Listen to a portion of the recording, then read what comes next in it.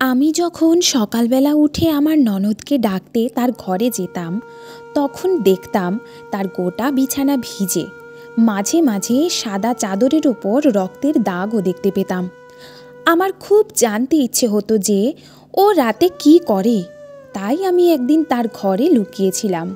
সেদিন আমি যা দেখলাম সেটা দেখে আমার বুক কেঁপে উঠল। আমি দেখলাম যে আমার ননদ তার শরীরে। আমার নাম নিশা। একদিন আগে আমার দিনেশের সাথে বিয়ে হয়েছে। আমার শ্বশুরবাড়িতে দিনেশের ছোট বোন আর মা ছিল। দিনেশ তার বাবাকে ছোটবেলায় হারিয়েছিল। আজ শ্বশুরবাড়িতে আমার প্রথম দিন। আমার ঘুম থেকে ওঠার পর আমার শাশুড়ি মা বলেন, বৌমা, আজ তোমাকে মিষ্টি কিছু রান্না করতে হবে। আজ এই বাড়িতে তোমার প্রথম দিন। এইবারের নিয়ম অনুযায়ী বাড়ির নতুন বউদের রান্নাঘরে ঢোকার আগে একটা পুজো করতে হয়, তারপর মিষ্টি কিছু বানাতে হয়। কিন্তু সমস্যাটা হচ্ছে আমি রান্না করতে জানি না। আমি আমার মা বাবার একমাত্র মেয়ে ছিলাম। পড়াশোনার জন্য আমি বেশিরভাগ সময় বাড়ির বাইরে কাটাতাম। মাঝে মাঝে যখন আমি বাড়িতে আসতাম তখন মা আমাকে কোনো কাজ করতে দিত না। মা সব সময় বলতো, তুই পড়াশোনায় মন দে, বাড়ির কাজকর্ম আমি সামলে নেব। তাই জন্য আমি বাড়ির কাজকর্ম শিখতে পারিনি। তবে বিয়ের আগে আমার বাবা দিনেশকে পরিষ্কার বলে দিয়েছিল যে আমার মেয়ে বাড়ির কাজকর্ম খুব একটা জানে না, কিন্তু ও আস্তে আস্তে সব শিখে নেবে। দিনেশের এই ব্যাপারে কোনো আপত্তি ছিল না। দিনেশ বাবাকে বলেছিল যে আমার মা আর ছোট বোন খুব ভালো, তারা নিশাকে সব কিছু শিখিয়ে দেবে। আজ আমার শাশুড়ি মায়ের কথা শুনে মনে হলো যে দিনেশ হয়তো ওনাকে কিছু বলেনি, যে আমি রান্না করতে পারি না, তাই হয়তো উনি আমাকে রান্না করতে বলছেন। তখন আমি আমার ঘরে গিয়ে দিনেশকে জিজ্ঞেস করি, আপনি আপনার মাকে কিছু বলেননি? আমি তো রান্না করতে জানি না। তখন দিনেশ বলে, আমি ভুলে গেছিলাম, তুমি আমার সাথে এসো। দিনেশ আমাকে তার মায়ের কাছে নিয়ে যায়। দিনেশ মাকে বলে, পড়াশোনার জন্য নিশা বাড়ির কাজকর্ম শেখার সময় পায়নি, তোমাকেই ওকে সব কিছু শিখিয়ে দিতে হবে। আমার শাশুড়ি মা খুব ভালো ছিলেন। তিনি বললেন, কোনো ব্যাপার নয় বৌমা, আমি তোমাকে সব রান্না শিখিয়ে দেব। চলো, আজ আমরা দুজনে মিলে হালুয়া বানাবো। শাশুড়ি মায়ের কথা শুনে আমি শান্তি পেলাম। আমি যা চেয়েছিলাম সেটাই হচ্ছিল। বিয়ের আগে আমি আমার শাশুড়ি মায়ের মধ্যে আমার মাকে দেখতে চেয়েছিলাম, আর আজ আমি সেটাই দেখতে পাচ্ছিলাম। আমি আর দিনেশ নিজেরা পছন্দ করে বিয়ে করেছিলাম। আমরা একসাথে কলেজে পড়তাম, আর তখনই আমরা একে অপরের প্রেমে পড়েছিলাম। আমরা দুজনেই খুব ভালো ধনী পরিবারের ছেলে মেয়ে, তাই আমাদের পরিবারেও কোনো আপত্তি ছিল না। আমাদের দুজনের বিয়ে হয়ে যায়। তখন আমি আমার শাশুড়ি মায়ের সাথে রান্নাঘরে চলে যাই আর কিছু মিষ্টি খাবার বানানোর তোড়জোড় শুরু করি। আমার শাশুড়ি মা আমাকে বলে দেন, আর আমিও ওনার কথা মতন হালুয়াটা বানিয়ে ফেলি আর সবাইকে মিষ্টি মুখ করাই। আমার ননদ হালুয়াটা খেয়ে বলে, বৌদি, এই হালুয়াটা তুমি বানিয়েছো? আমি বলি, আমি বানিয়েছি, কিন্তু মা আমাকে শিখিয়ে দিয়েছে। তখন সে বলে, তুমি হালুয়াও বানাতে পারো না? এই বলে সে রেগে মেগে তার ঘরে চলে যায়। আমার ননদের নাম রেখা। তার বয়স মাত্র 16, কিন্তু তার কথাবার্তা আর চালচলন দেখে মনে হতো তার বয়স 20-র ওপরে। তখন আমার শাশুড়ি মা বললেন, তুমি কিছু মনে করো না বৌমা, ওর ব্যবহারটাই এরকম, ও ছোটোখাটো ব্যাপারে রেগে যায়। আমি আমার ননদের কথা ধরলাম না, কিন্তু আমার মনে হতে লাগলো যে ওর সাথে আমি বন্ধুত্ব করতে পারবো তো। প্রথম দিনই সে আমার সাথে এমন ব্যবহার করলো।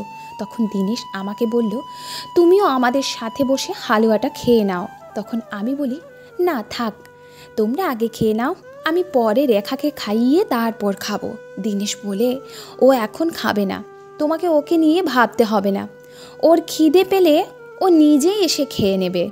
আমি ওদেরকে হালুয়া খাইয়ে নিজের ঘরে চলে গেলাম। কিছুক্ষণ পর আমার এক বন্ধুর ফোন আসে। সে বলে, আমরা তোর শহরে এসেছি, আমরা কি তোর সাথে দেখা করতে পারি? আমি বলি, আমাকে আগে আমার শাশুড়ি মায়ের অনুমতি নিতে হবে, তারপর আমি বলতে পারবো। তারপর আমি আমার শাশুড়ি মায়ের ঘরে গিয়ে তাকে বলি, আমার কিছু বন্ধু এই শহরে এসেছে, তারা আমার বিয়েতে আসতে পারেনি, তখন তাদের কিছু জরুরি কাজ পড়ে গেছিল, তাই ওরা এখন আমার সাথে দেখা করতে চায়।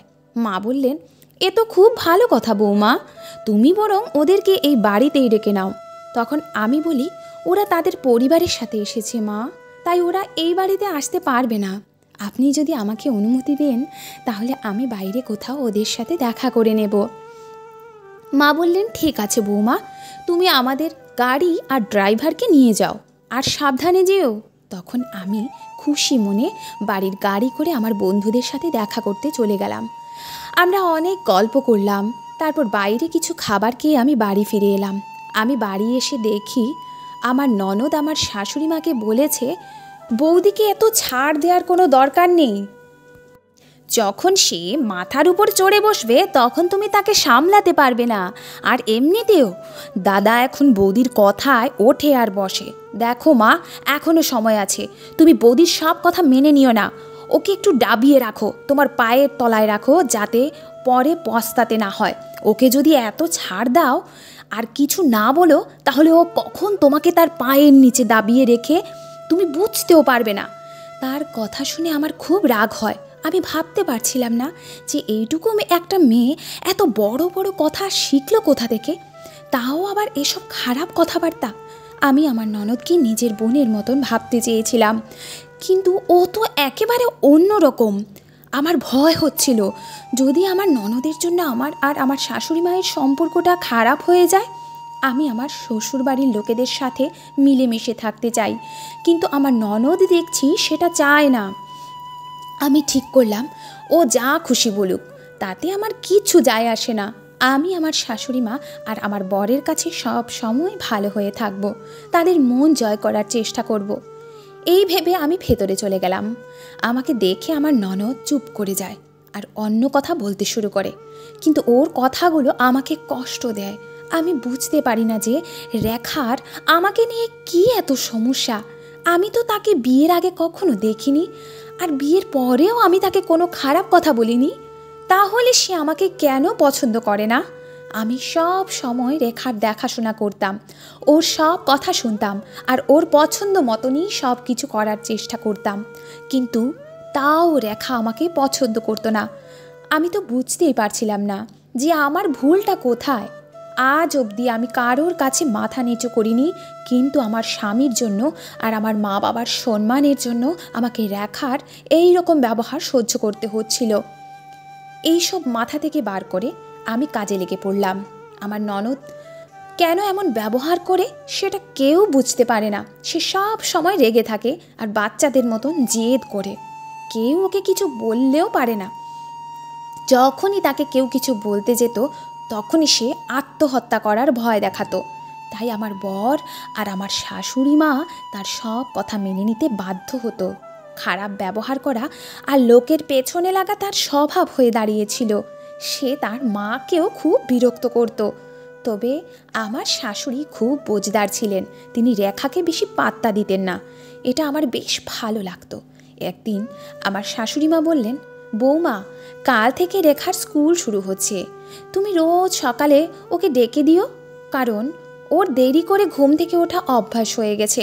আমি সকালে মন্দিরে যাই, তাই ওকে ডাকতে পারবো না। আমি বললাম, ঠিক আছে মা, আমি ওকে ডেকে দেব, কিন্তু আমার ভেতরে ভেতরে ভয় করছিল যে আমি যদি ওকে ডাকতে যাই আর সে আমার উপর রেগে যায়, তখন আমি কি করব? তখন বাড়িতে কেউ থাকবেও না যাকে আমি বলতে পারবো। আমি কোনো রকমে এটা করতে রাজি হয়ে যাই। পরের দিন সকালে আমি ঘুম থেকে উঠে সবার জন্য চা বানাই, তারপর আমার ননদকে ডাকতে তার ঘরে চলে যাই। আমি যেই তার ঘরে ঢুকলাম, অমনি আমার বুক কেঁপে উঠল। আমি দেখলাম যে ওর গোটা বিছানা ভিজে মনে হচ্ছিল, যেন তার বিছানায় কেউ জল ঢেলে দিয়েছে, আর জায়গায় জায়গায় রক্তের দাগও দেখতে পাচ্ছিলাম। আর ওর পাশে একটা তেলের শিশি রাখা ছিল, যেখান থেকে কিছুটা তেল পড়ে গেছিল। আমি বুঝতে পারছিলাম না যে এই তেলের শিশিটা এখানে কেন। আমার ননদ তেলের শিশি নিয়ে কি করছিল, কিন্তু আমি আমার ননদের স্বভাবটা ভালো করেই জানতাম। আমি চাই না যে বাড়িতে কোনো হাঙ্গামা হোক, তাই আমি এই নিয়ে আর কিছু বললাম না। আমি তাকে ভালোবেসে ডাকতে লাগলাম, এবার ওঠে পড়ো রেখা, তোমার স্কুলের সময় হয়ে গেছে, আমি তোমার চা নিয়ে এসেছি। তখনই সে ওঠে আমাকে কিছু না বলে চট করে বাথরুমে চলে গেল।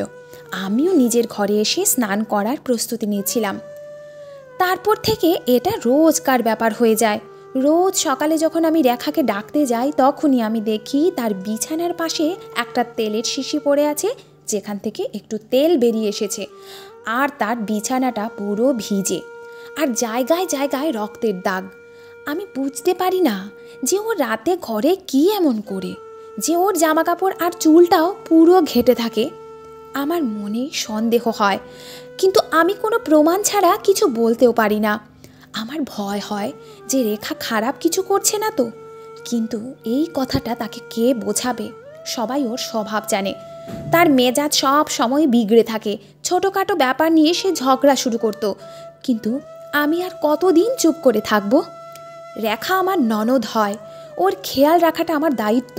কিন্তু আমি যদি এই কথাটা আমার শাশুড়ি মাকে বা দীনেশকে বলি, তাহলে ও আবার বাড়িতে হাঙ্গামা শুরু করবে আর আমার বিরুদ্ধে সবাইকে উস্কাবে।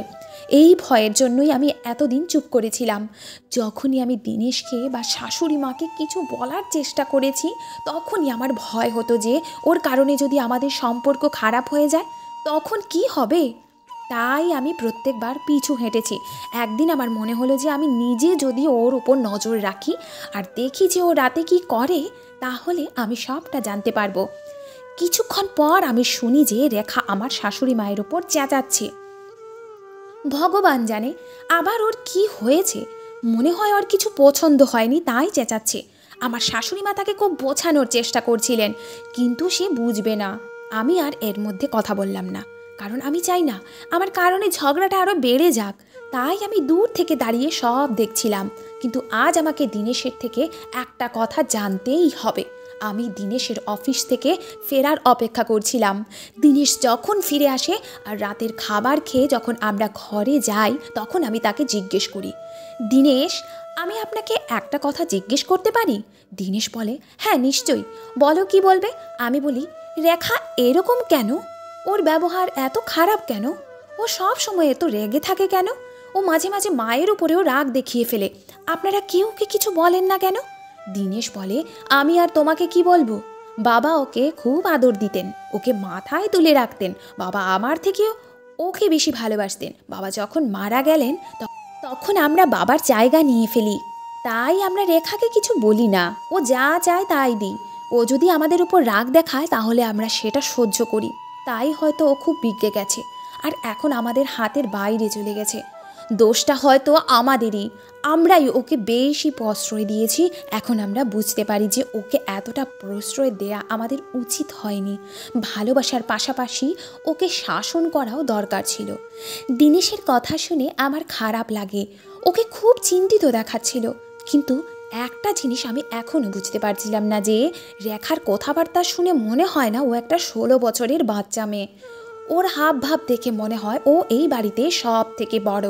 আমি রেখার ঘরে যা দেখেছি সেটা আমি দীনেশকে বলতে যাচ্ছিলাম, কিন্তু তখনই আমার মনে পড়লো যে আমি প্ল্যান বানিয়েছি যে আমি রেখার ঘরে লুকিয়ে থাকবো, তাহলেই আমি সবটা বুঝতে পারবো। তারপর আমি সবাইকে ব্যাপারটা বলবো।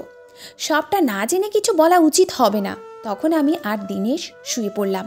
সকালবেলা আমি যখন রেখাকে ডাকতে গেলাম, তখন সেই একই দৃশ্য দেখলাম। আমি রেখাকে ডেকে দিয়ে নিজে স্নান করতে চলে গেলাম। সারাদিন আমার মাথায় ঘুরতে থাকে যে রাতে রেখা তার ঘরে কি করে। নিজের জেদের বসে সে কিছু ভুল করছে না তো? এমনটা হলে তো মা আর দীনেশ নিজেদেরকে ক্ষমা করতে পারবে না। এই ভেবে আমার ভয় হয়।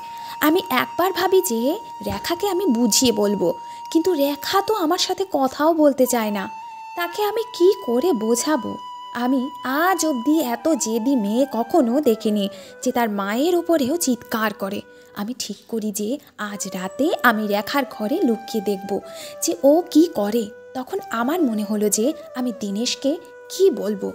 তারপর আমি ঠিক করলাম যে আমি দীনেশকে ঘুম পাড়িয়ে তারপর এই কাজটা করব। দিনেশকে আমি ঘুমের ওষুধ খাইয়ে দেব। এটা করতে আমার খারাপ লাগছিল, কিন্তু সত্যিটা জানতে আমাকে এটা করতেই হবে।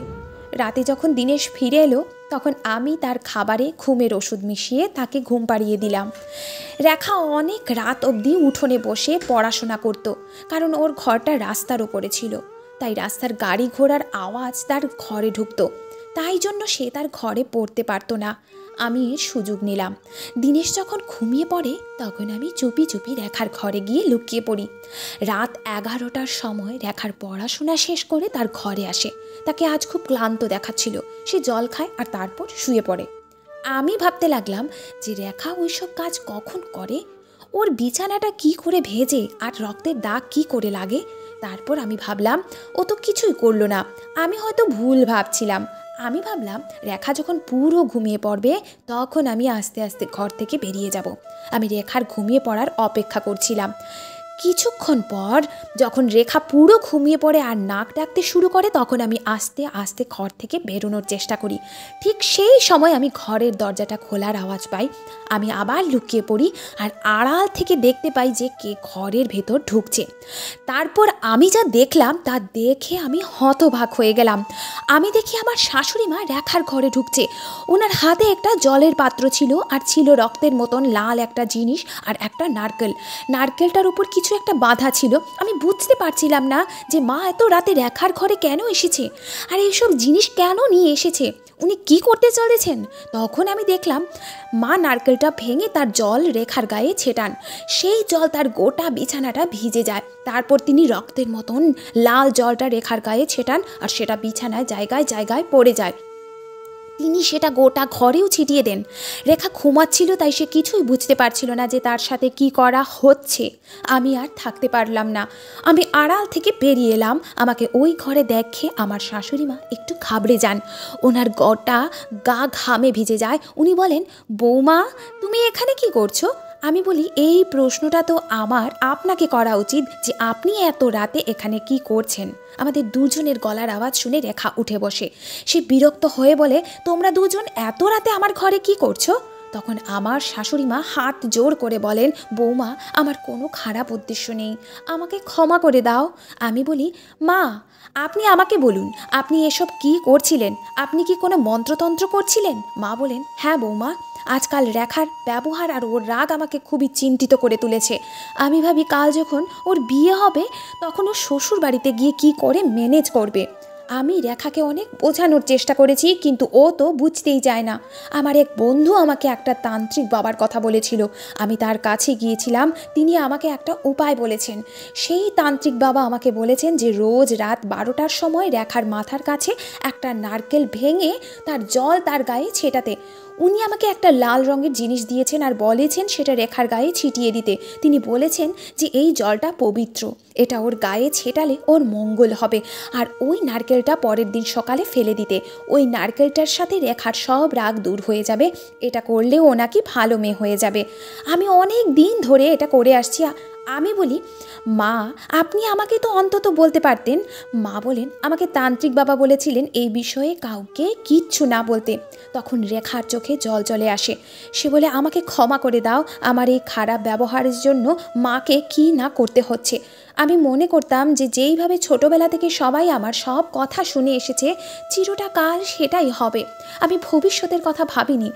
রেখা আমার কাছেও ক্ষমা চায় আর বলে, বৌদি আমাকে ক্ষমা করে দাও, আমার অনেক বড় ভুল হয়ে গেছে, আজ থেকে আমি নিজেকে বদলে ফেলবো। কিন্তু আমার শাশুড়ি মায়ের অন্ধবিশ্বাস আমাকে চিন্তায় ফেলে দেয়। আমি বলি, মা আপনি এসব অন্ধবিশ্বাস ত্যাগ করুন, এইসব ভালো নয়, এতে জীবন নষ্ট হয়ে যায়। মা বলেন, বৌমা মানুষ সমস্যায় পড়লে অনেক কিছু করতে বাধ্য হয় যেটা তারা করতে চায় না। আমি বিপদে পড়ে সেই তান্ত্রিক বাবার কাছে গিয়েছিলাম, কিন্তু এখন সব কিছু ঠিক হয়ে যায়। আমরা তিনজনে একে অপরকে জড়িয়ে ধরি। পরের দিন সকালে দিনেশ ঘুম থেকে উঠে রেখাকে দেখে চমকে যায়। রেখার এমন রূপ সে কোনো দিন দেখেনি। রেখা খুব শান্ত হয়েছিল আর বাড়ির কাজে মাকে সাহায্য করছিল। তার থেকেও বড় কথা, সে আমার সাথে খুব ভালোভাবে কথা বলছিল। দেখে মনে হচ্ছিল আমরা অনেক দিনের বন্ধু। দিনেশের এসব বিশ্বাস হয় না। সে বলে, এইসব আমি কি দেখছি? আজ সূর্য কোন দিকে উঠেছে তখন মা তাকে সব কথা খুলে বলে।